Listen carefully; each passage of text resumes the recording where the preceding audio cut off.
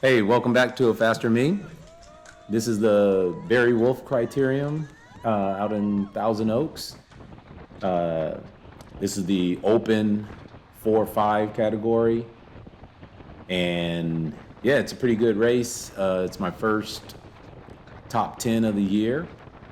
And like always, my objective is just to get out early, try to avoid all the surging and stuff in the back.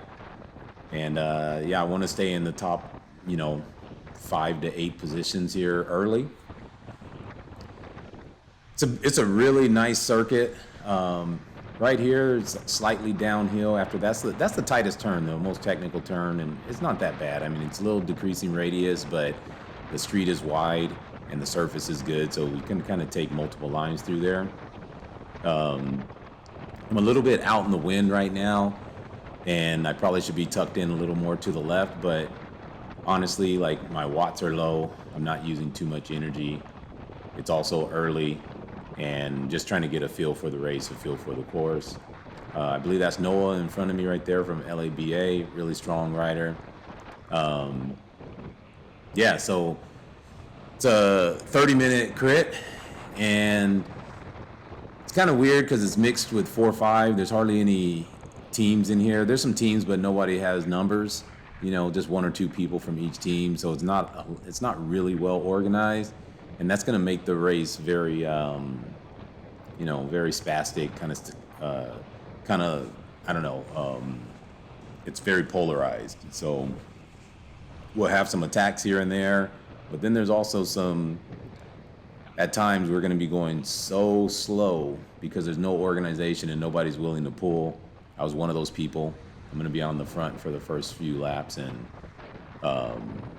yeah, I'm not going to just pull everybody around either.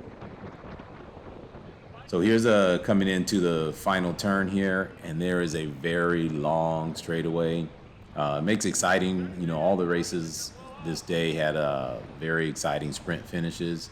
But it is slightly uphill, just a false flat. It's probably not even, maybe 1% at most. But it's also into a headwind. So yeah, here I'm just trying to, again, not trying to use too much energy, just stay up front, try to hold some positions, and then let the race settle in, and then we'll, evaluate the race from there.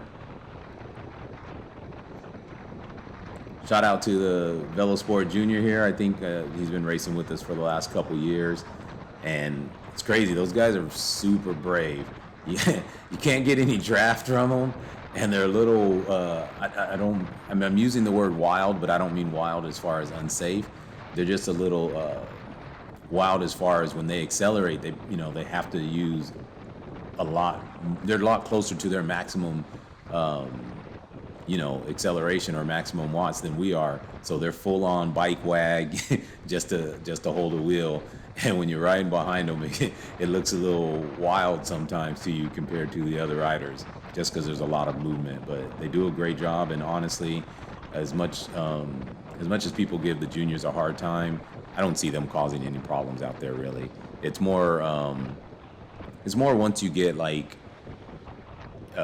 once you're strong enough to do things that you shouldn't, that's when it sometimes becomes a problem. But a lot of the juniors are really safe, really good wheel holders, and they just mind their business. He messes with the big boy right there, and Noah kind of punks him off the wheel and just tells him, hey, move aside, youngster. The pace is starting to pick up a little bit. So, yeah, I don't know. Obviously my fitness is coming around. I've been working with Cinch this year with Scott Shaw and Tom Danielson. And repeatability has been there. I haven't been feeling the greatest leg-wise, but obviously my threshold is starting to stabilize and extend out a little bit. And I haven't had too many problems with a lot of the repeat efforts. We are doing a lot of 400, 500, 600 watt surges, and that's just the nature of crit racing. This is a really smooth, fast crit if we hold the pace, but since there's no organized teams in there, we're not really smooth and flowing.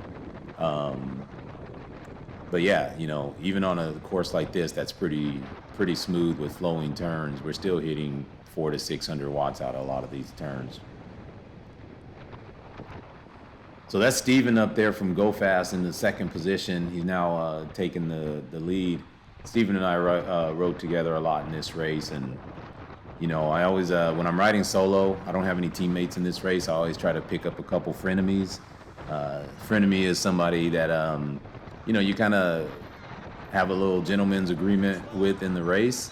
You're not exactly working for each other, but you're going to help out if you can, or let them in when they need a break, stuff like that. Because when you're out there solo, it's really easy or really hard to get a consistent good finishes, or it's really easy to have another team that has a couple numbers dictate the race, dictate the pace, dictate the outcome. They can cut people off, things like that. Just makes it hard. So I think that's Ray from Serious Cycling, goes off the front. There's a little late reaction here, especially because Steven was just on the front, so he didn't want to have to be the one covering the move, as well as just finishing his pull. But that's just kind of the nature of it. When you're on the front, you got to be ready for attacks. Hopefully you call them out. Also, when someone calls out an attack, and this is just something I think I need to say in our lower categories because I've seen it get confused sometimes. When you call out an attack and you say left side or right side, that's for everyone to pick up their speed and maybe jump on the attack and know which direction it's coming from. It's not for the guys in front to cut the attack off. You don't change your line and try to, interfere with the person attacking. You basically just, if you plan on covering it or jumping onto it, you want to just pick up your speed and see which way the attack is coming from. I've seen in some of our races where someone says right side and then the person on front swerves hard to the right, which that's going to make it dangerous and cause a collision. So here I don't really want to pull through too hard, so I'm looking around. Young man right here, he wants to put in that effort to try to run down the two guys out front. So yeah, I'll jump on his wheel and take advantage of it for as much as I can. He puts in a pretty strong dig here, but I don't know if he has teammates or not, but honestly, it's a lot of work. Not to pull back this guy here, but I think there's another one still out front. And that's a pretty big gap to be trying to, close without any organization.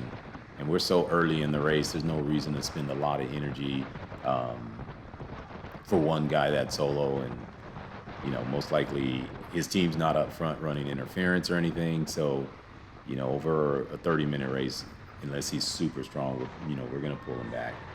He flicks his elbow here, and because he put in such a hard dig, I obliged him, and I'll come through for a pull, I'm not going to pull too long. It's one of the things about when you're out there solo and you don't have teammates, you don't want to be taking long, 1-2 minute pulls, stuff like that. A counter goes off, and then you don't have the legs to respond to it. So typically I'm going to take short pulls just to protect myself from counterattacks. And and not only that, that's not what suits me.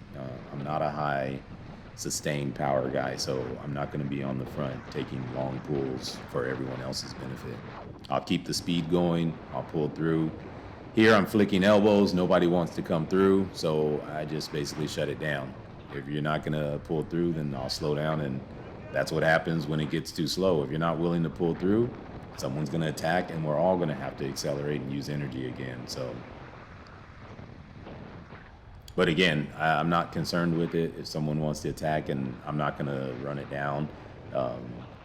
That's the beauty of working in a peloton, is like everyone has a choice to make. We can let people solo off the front and win the race, or we can get together, put in a little effort, and keep the speed high, and there won't be any of those attacks, and you don't have to worry about all the surging. I'm sitting pretty good though. I mean, heart rate's right at about threshold, maybe slightly above my threshold heart rate, 170-ish is about my threshold heart rate. So even though it's high, I have a pretty high heart rate to begin with during cycling. So it's pretty high, but there's a lot of beats left in it. I probably have 20 beats in hand, so it's a good effort, but it's comfortable. And shout out to TJ right there to my left from Major Motion. I think that's 635. I haven't seen TJ racing that much this year. But it's good to see them out there. It's good to see a lot of the major motion guys getting back into the crit scene. I think it's been a little hit and miss this year. So, and it's good. I mean, it's good for me to feel comfortable again out here and just back racing again. Gets a little tight here, and if you see we're only doing 24, 25 miles per hour, that's why it gets tight. That's why it starts to get a little dangerous. That's where you'll have people bumping just because we're too wide. And again, of course, when it's slow, there's another attack. I want to jump on my man right here in the blue, but it's kind of like I think he's a little stuck in no man's land.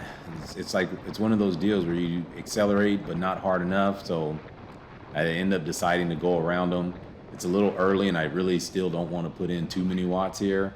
When Roman goes, I decide to accelerate a little bit here, but Roman puts in a pretty hard dig. And again, it's early. I don't want to spend 1,000 watts there, so I hit about 600 watts just to get the speed up. I know this turn is the decreasing radius turn. I can take turns pretty fast, so I know I'll make up some ground here on the turn just from how people corner not so efficiently sometimes. So this is the downhill as well. So we're hitting 30 here, and yeah, I don't want to put in too much effort, but I'm pretty confident that it's coming back, and you can see they're slowing down already up there. So it's just a lot of those little surges can tax you, and it plays a big difference on how you may finish a race if you're not fit enough or if you're not prepared for all the repeat efforts.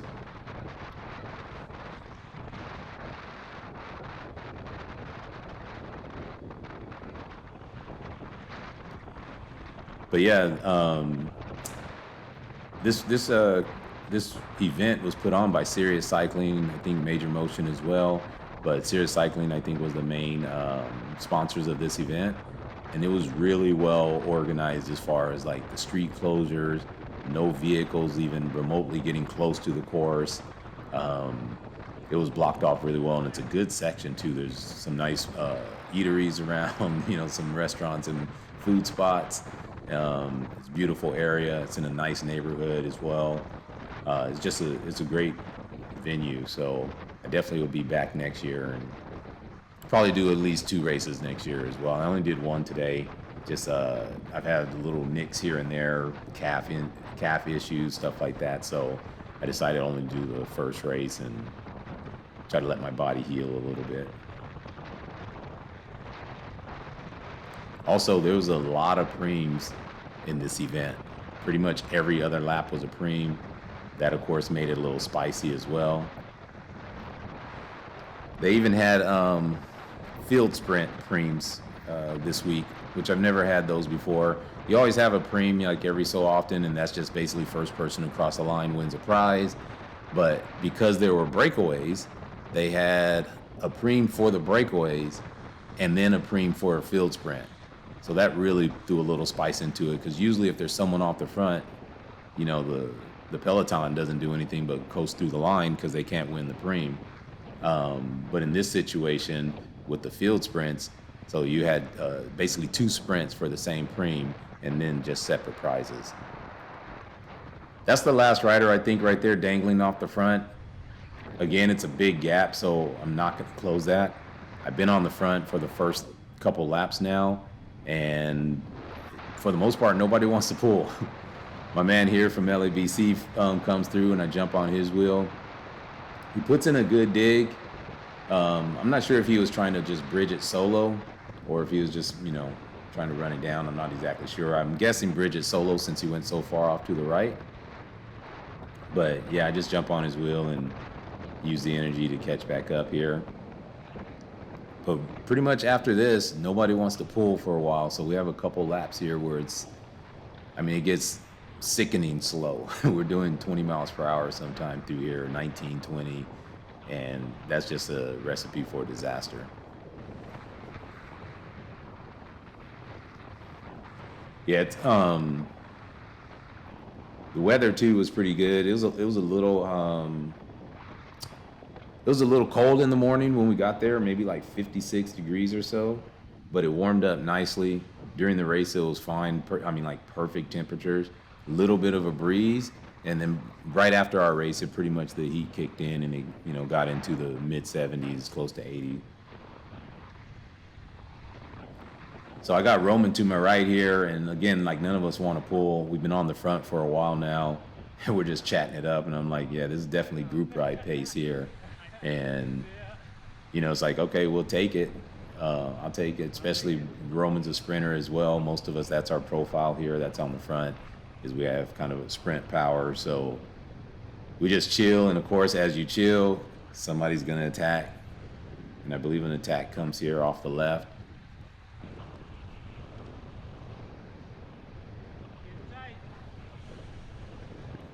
It's kind of funny. I had a little deja vu today. We'll get to it on the end, but had a little deja vu with Roman.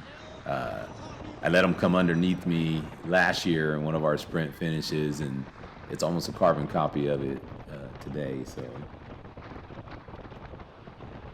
here again, if you see, we're just chilling. So again, somebody's gonna attack. Every time we're chilling like that, somebody's gonna attack. There's gonna be a big surge, and there we are with another 600 watts. I'm slow on the trigger, so I got to get better. I don't know for sure if I got to get better at it, because I don't really want to cover all these moves. I've been covering moves already just to protect my position, and I don't really want to cover 10 moves unless I have teammates and I'm covering for a purpose. But covering moves just for the sake of covering moves, yeah, it gets old pretty fast. So I'm pretty much boycotting it now and just shutting it down. See, we're looking around, and look, group just wants a group ride today. So it gets pretty passive. Everybody's just, we're using basically this entire road. We're like 8 across on this road, pulling 22, 23 miles per hour.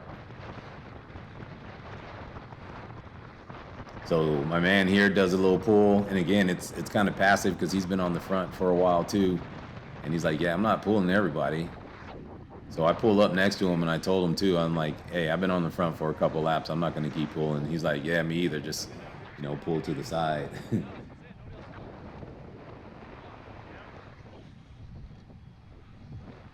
But no one wants to come through, though. And if you see, we're down at 22 miles per hour, under 100 watts, and no one wants to come through. And and I know it's a break on all of our legs, and we're all kind of being stubborn here, but this is what makes it dangerous when we get all in a pack like this. You want to string it out as much as you can, but I think there's only a couple teams in here with numbers. I think Sirius Cycling has about 4 or 5 riders in this race. Stage 2 maybe has 3 or 4, and then I think Major Motion has like 4 or 5 riders as well. 3, I don't know, 4 or 5 riders. So now finally people decide to pick it up. Got tired of just all that cruising. But yeah, if you have a team and you want it to be safe, or you want it to be nice and smooth, you got to go up front. You got to sacrifice some of your guys and kind of dictate the pace. It's not realistic to expect all these random guys riding solo or with only one teammate or whatever to really dictate the pace of a crit. It's going to take people with a little bit more purpose and organization up front. Makes it interesting, though. Makes every race a little different. And when it slows down, too, the confidence goes up. Everyone thinks they have a chance. You end up having only a couple laps left. I think right now we have about 4 laps left. And, unfortunately, though I didn't want to pull and make it fast, I was in good position up there on the front. And right now I get shuffled back a little bit, and I'm now in a spot that I don't want to be with this many laps to go. When you get down to the last 4 laps, you definitely want to stay up towards the front. You don't want to get caught out. And if you look at where I'm at, I'm pretty much in the worst position I can be. Yeah, it's a great draft, but I got people on my right, people on my left, and if something happens, there's nowhere for me to go. I can't get out. I can't get out to go with the break or cover any moves or move up. I got to rely on someone else to open a door for me in order for me to get back in position. So that's why Steven and I here are talking. I'm trying to, again, keep that relationship going and be like, hey, we need to move up. And of course, he recognizes that as well, that we need to move up. but you got to pick your spots. So he doesn't want to shoot up the inside here. I don't really want to go around and shoot up the inside either and use too much energy. Like I said, I've been on the front for a while. So I sit behind Steven for a lap, and it was almost it is a big mistake. It was almost a really big mistake, but as you see, as the pace starts to pick up here a little bit, we're pretty far back. I mean, we're a good 20th position here, so, and that's not where you want to be coming into these last few laps. It just gets a little hectic. It's going to get fast. People get desperate, and that's when you'll see mistakes happen. Not to mention you're killing your legs for the finale. So here again, acceleration. I'm just sitting on Steven's wheel, trying to find a spot. I got Tony Dominguez to my left there with stage 2. And part of it is, I know Steven knows how to ride, Tony knows how to ride. I know they're not going to be back here, so I'm just looking like, okay, which way am I going to go? Where's the door going to open for me? And, I want to stay on the inside as much as possible, just so I can protect myself in the turns and kind of dictate my line. But again, I'm not in the inside, I'm in the middle. And that means I have to rely on other people. A couple moves are going up, but nobody followed them on the right, so I'm still stuck in the middle. I see Lance moving up to my right again. That's another one of the players. So I got, a lot of the major players around me, so I'm not too concerned because I know these guys are not going to finish 20th. But at the same time, that doesn't help me when I'm stuck in the middle here and we're starting to jockey for positions to, set up the sprint. It's obviously going to be a sprint now. There's really nobody off the front, and if anybody does go off the front now, people are going to be motivated to chase it down. So Steven ends up getting out and moving up the right side. I'm trying to work my way over there as well. It's just if you can see, we're using the entire road here, and we're not going that fast, so there's really nowhere to go. You're just blocked by bikes. So just for a second, I try to take a deep breath, try to stay calm, and just say, yeah, I'm gonna find a way. If I have to end up going around the outside, inside, I don't know. I'm gonna find a way. I'm not gonna finish like this. I'm not gonna just ride it in. So the pace is picking up. We're hitting almost 30 here on this back stretch, and still just searching for a way. So I tell Steven once we turn the corner here. And I think I'm going to get dive bombed right here. Crazy. As you see, there was no room right there. Oh, so it wasn't that one. Maybe it's the next turn. I get dive bombed like crazy in there. But so I tell Steven here, like right side, but as you see, because we're carrying so much speed, it's a little dangerous to try to accelerate through there and then still make the turn. That would be the definition of a dive bomb right there. So, we end up having to be patient, still just looking for an opportunity to move by. We are starting to get a little desperate here, though. All right, so here goes a little acceleration here. Move to the right. We're trying to make up some spots. So now I'm feeling good because I see this opened up here, and I'm thinking like, okay, yeah, this is the opportunity. Let's get back up into about 8th position. I think we got a lap to go or so. And then you see a move going on the left side, squeezes people out. Next thing you know, we're back down to 15th, 20th position again. This is the danger of keeping the speed slow here, though. At any time, you can go from 5th place to 20th place when the speed is slow like this.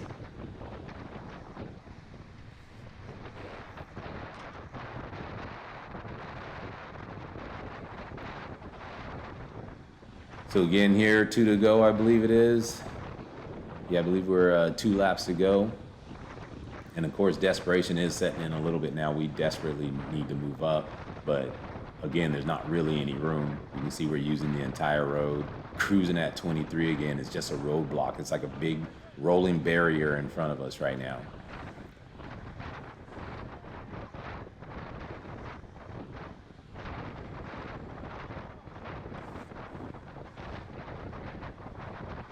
Yeah, I tell Steven too, I'm like, hey, I see major motion up there in the middle. I could see TJ, and I'm saying, okay, either major motion or I believe stage 2. I think I tell him one of them's going to have a lead out. I see a couple stage 2 guys up to the front on the right.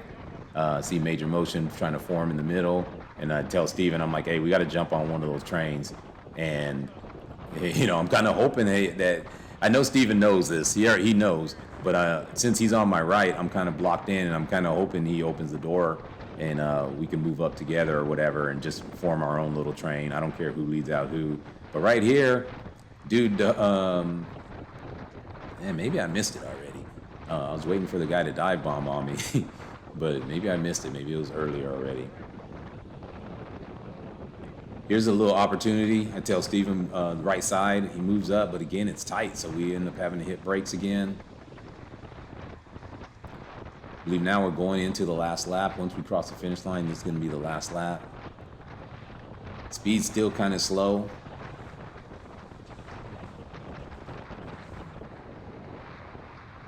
All right, finally we get a little room. Steven starts to move up in the wind. It gets a little, at one point you just got to do it. You just got to hit the wind.